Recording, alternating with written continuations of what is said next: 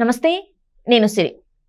పవన్ కళ్యాణ్ గారు అయితే వారాహి డిక్లరేషన్ అయితే ప్రకటించారు. దీని తర్వాత దీని మీద స్పందిస్తూ భూమన కరుణాకర్ రెడ్డి గారు అయితే ఒక ప్రెస్ మీట్ పెట్టడం జరిగింది. దాంట్లో అయితే పవన్ కళ్యాణ్ గారి కూతుళ్ళ గురించి, వాళ్ళ వ్యక్తిగత జీవితాల గురించి మాట్లాడడం జరిగింది. సో దీంతో నెటిజన్స్ అయితే ఆయన మీద విరుచుకుపడుతున్నారు. సో ఈ అంశం మీద మాట్లాడడానికి మనతో పాటు ఉన్నారు ప్రముఖ senior journalist, political analyst CS Rao garu. నమస్కారం సార్. నమస్తే సార్, ఏదైతే భూమన కరుణాకర్ రెడ్డి గారు చేసిన అంటే ఏదైతే పవన్ కళ్యాణ్ గారు వారాహి డిక్లరేషన్ ప్రకటించిన తర్వాత ప్రెస్ మీట్ లో మాట్లాడుతూ వాళ్ళ పవన్ కళ్యాణ్ గారి కూతుర్ల గురించి, వాళ్ళ వ్యక్తిగత జీవితం గురించి మాట్లాడడం, దాని మీద నెటిజన్స్ ఏదైతే వాళ్ళు ఉన్నారో విరుచుకుపడుతున్నారు. చాలా వరకు ఫైర్ అవుతున్నవి మనం చూస్తున్నాం. సో దీన్ని మనం ఎలా చూడాలంటారు? ఇప్పుడు ఒకటి, కరుణాకర్ రెడ్డి గారు కొంచెం వైఎస్ఆర్ కాంగ్రెస్ పార్టీలో ఉండేటువంటి వాళ్ళలో ఇంటలెక్చువల్గా ఉంటారు. మాజీ తిరుమల తిరుపతి దేవస్థానం చైర్మన్. సరే, ఆయన క్రిస్టియనా లేకపోతే హిందువా అనేది ఒక డిస్ప్యూట్ నడుస్తూ ఉంటుంది ఆయన మీద ఎప్పుడు కూడా. కానీ ఆయన మాత్రం నేను హిందువునే అని చెప్తుంటారు. మరి హిందూ అయినప్పుడు మీ కుమార్తెల్ని ఎందుకు క్రిస్టియన్ పద్ధతిలో పెళ్లి చేసామని చెప్పి అడిగేవాళ్ళు కూడా ఉన్నారు. సరే, ఆ వివాదం నడుమ ఆయన అయితే తిరుమల తిరుపతి దేవస్థానం చైర్మన్గా చేశారు. రాజశేఖర రెడ్డి గారి టైంలో చేశారు. ఆ తర్వాత జగన్మోహన్ రెడ్డి గారి టైంలో కూడా తిరుమల తిరుపతి దేవస్థానం చైర్మన్గా కూడా చేశారు. ఆయన కొంచెం పద్ధతిగా మాట్లాడే వాళ్ళల్లో ఉంటారు వైఎస్ఆర్ కాంగ్రెస్ పార్టీలో అనుకోవచ్చు. కొంచెం పద్ధతిగా మాట్లాడతారు, దాంట్లో ఎలాంటి సందేహం లేదు. ప్లస్ ఇంటలెక్చువల్గా కూడా మాట్లాడతారు. వామపక్ష భాజాలం కూడా ఉంటుంది ఆయనకి. అందువల్ల కొంచెం ఆయన పట్ల గౌరవం ఉంటుంది ఎక్కువగా. అయితే పవన్ కళ్యాణ్ గారు తిరుమల వెళ్ళి తిరుమల దర్శనం తర్వాత తిరుపతిలో వారాహి సభ పెట్టి వారాహి సభలో వారాహి డిక్లరేషన్ అనౌన్స్ చేశారు.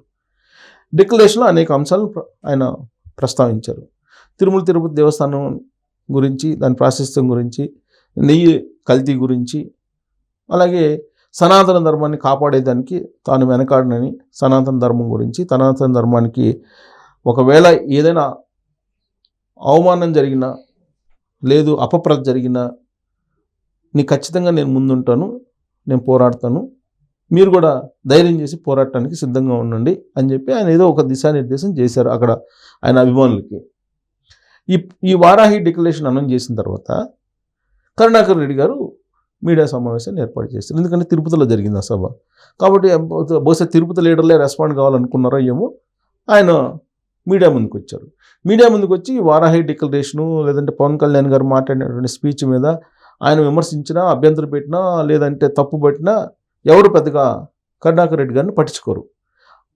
కానీ పవన్ కళ్యాణ్ గారి కుమార్తెల గురించి ఆయన ప్రస్తావన చేశారు. ప్రస్తావన చేసి వాళ్ళ ప్రైవేటు జీవితంలోకి, వాళ్ళ ఇంట్లో వ్యవహారాల్లోకి వెళ్ళేటువంటి ప్రయత్నం చేశారు కరుణాకర్ రెడ్డి గారు. దాంతో పవన్ కళ్యాణ్ అభిమానులు కానీ, జనసేనకు సంబంధించిన కార్యకర్తలు కానీ, నెట్జన్లు ఇరుచుకుపడుతూ ఉన్నారు కరుణాకర్ రెడ్డి గారి మీద.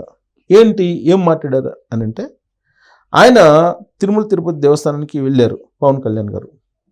ఆయన ఏదో ప్రాయశ్చిత్త దీక్షలో ఏదో చేశారు.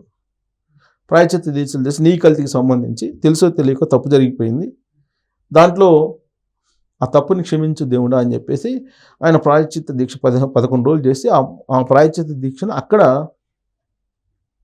విరమించారు. తిరుమలలో విరమించి స్వామివారి దర్శనం చేసుకోవడానికి తన కుమార్తెలతోటి వెళ్ళారు. వెళ్ళి ఇప్పుడు వాళ్ళు క్రిస్టియన్. సో క్రిస్టియన్ మతానికి సంబంధించిన వాళ్ళు పాటిస్తారు కాబట్టి డిక్లరేషన్ ఇప్పించారు కుమార్తెలతోటి డిక్లరేషన్ ఇప్పించారు. ఈ పాయింట్ దగ్గర ఆయన ప్రశ్నించారు, కుమార్తెలతో డిక్లరేషన్ ఇప్పుడు ఎందుకు ఇప్పించారు, ఇన్ని రోజుల పాటు మీరు ఎందుకు కాముకున్నారు? సాధారణంగా హిందూ సనాతన ధర్మం ప్రకారం పుట్టినటువంటి 9వ నెలలోనో లేదా 11వ నెలలోనో తల వెంట్రుకలు, తల నీలాలు సమర్పిస్తారు కదా. మరి అప్పుడు లేనటువంటి సనాతన ధర్మ పద్ధతి ఇప్పుడు ఎందుకు వచ్చింది మీకు అనేటువంటి ఒక ప్రశ్న వేస్తూ ఉన్నాడు. ఇప్పుడు తలనీలాలకి డిక్లరేషన్కి వాస్తవంగా సంబంధం లేదు. కానీ మోకాలకి బోడిగుండుకి ముడేసినట్టు కరుణాకర్ రెడ్డి గారు పవన్ కళ్యాణ్ గారి కుమార్తెల విషయంలో వాళ్ళ డిక్లరేషన్కను వాళ్ళ తలనీలాలకి ముడేసి మాట్లాడారు. మీరు నిజంగా సనాతన ధర్మాన్ని కాపాడేవాళ్ళు అయితే, సనాతన ధర్మాన్ని ఆచరించే వాళ్ళు అయితే మీరు మీ పిల్లలకి తలనీలాలు 9వ నెలలో 11వ నెలలో ఎందుకు ఇవ్వలేదు, ఇప్పుడు వాళ్ళ చేత ఎందుకు డిక్లరేషన్ ఇప్పిస్తున్నారు అనేటువంటి ఒక పాయింట్ ఆయన రైజ్ చేశారు. అసలు వాళ్ళు తలనీళ్ళు ఇవ్వకపోవడానికి డిక్లరేషన్ సంబంధం లేదు. ఇప్పుడు ఎవరైనా డిక్లరేషన్ ఇచ్చి మీరు వెళ్ళి దర్శించుకోవచ్చు. ఇప్పుడు జగన్మోహన్ రెడ్డి గారిని అప్పుడు మొన్న ఎందుకు డిక్లరేషన్ ఇవ్వమని చెప్పేసి మీరు అడిగారు? ఆయన క్రిస్టియన్ కాబట్టి, క్రిస్టియన్ మత పద్ధతులను అనుసరిస్తున్నారు కాబట్టి డిక్లరేషన్ అడిగారు ఆయన్ని. లేదంటే అడగరు కదా ఎవరు. తలనీళ్ళు లేవమని చెప్పి ఎవరు అడగరు కదా. అది ఎవరెవరి యొక్క వ్యక్తిగతమైనటువంటి అభిప్రాయం. జగన్మోహన్ రెడ్డి డిక్లరేషనే కాదు తలనీళ్ళు కూడా ఇవ్వాలని చెప్పేసి ఆ రోజు ఎవరు అడగలేదు కదా. లేదు జగన్మోహన్ రెడ్డి గారు సనాతన ధర్మాన్ని పాటిస్తున్నాను, నేను హిందువుని అని చెప్పి చెప్పుకున్నా పంపిస్తారు. ఆయన క్రిస్టియన్ అని చెప్తున్నారు కదా. నేను క్రిస్టియన్ మత పద్ధతుల ప్రకారం మా ఇంట్లో వాళ్ళందరూ క్రిస్టియన్స్, క్రిస్టియన్ ఆచారాన్ని పాటిస్తున్నానని చెప్పి చెప్తున్నారు కదా. దానికి తగిన విధంగా ఆయన వ్యవహరిస్తున్నారు కదా. రాజశేఖర రెడ్డి గారు చనిపోయిన రోజు ఎక్కడికి వెళ్తున్నారు? ఇడుపులపై వెళ్తున్నారు. ఇడుపులపై వెళ్ళి ప్రార్థనలు చేస్తున్నారు. అంతే కదా. అదేం సనాతన ధర్మంలో అట్టేం చెప్పలేదు కదా. బైబిల్ చదువుతున్నారు, బైబిల్ సందేశాన్ని వింటున్నారు, తప్పులేదు. అది ఎవరి యొక్క వ్యక్తిగతమైన అభిప్రాయం. అయితే ఎప్పటి నుంచో బ్రిటిష్ కాలం నుంచి బ్రిటిష్ వాళ్ళు కూడా అనుసరించినటువంటి డిక్లరేషన్ని తిరుమల శ్రీవారి దర్శనం కోసం అన్యమతస్తులు పాటించాలి, అది నువ్వు ఎందుకు పాటించవు అని అడిగారు. ఎవరిని? జగన్మోహన్ రెడ్డి గారిని. నువ్వు డిక్లరేషన్ ఇచ్చి వెళ్ళిపో, డిక్లరేషన్ ఇచ్చి దర్శనానికి ఎన్నిసార్లు అని వెళ్ళు, ఎవరు అడగరు కదా. కానీ నేను డిక్లరేషన్ ఇవ్వాల్సిన అవసరం లేదు జగన్మోహన్ రెడ్డి గారు అని చెప్పారు కదా వైఎస్ఆర్ కాంగ్రెస్ పార్టీ వాళ్ళు. ఇప్పుడు ఆ తర్వాత సుప్రీంకోర్టు సీజే వచ్చారు కదా దర్శనానికి. అదే రోజు ఈయన తిరుమలకు వస్తాననే రోజు సుప్రీంకోర్టు సీజే వచ్చారు. ఆయనతో పాటు అనేక మంది వచ్చారు దర్శనానికి. వాళ్ళలో క్రిస్టియన్స్ ఉన్నారు, ఇతర మతస్థులు ఉన్నారు. వాళ్ళు డిక్లరేషన్ ఇచ్చి దర్శనానికి వెళ్ళారు కదా. ఇప్పుడు పవన్ కళ్యాణ్ గారు కూడా తన పిల్లలు క్రైస్తవాన్ని అనుసరిస్తున్నారు కాబట్టి డిక్లరేషన్ ఇవ్వండి అని చెప్పి డిక్లరేషన్ ఇప్పించి దర్శనానికి తీసుకెళ్లారు. దాంట్లో తప్పేముంది?